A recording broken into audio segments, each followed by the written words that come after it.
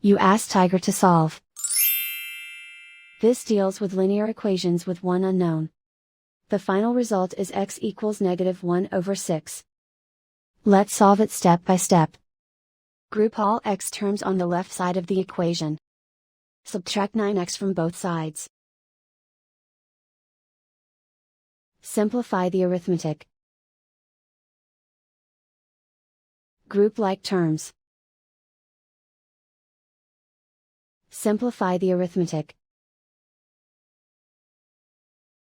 Isolate the x. Divide both sides by -6. Cancel out the negatives. Simplify the fraction. Move the negative sign from the denominator to the numerator.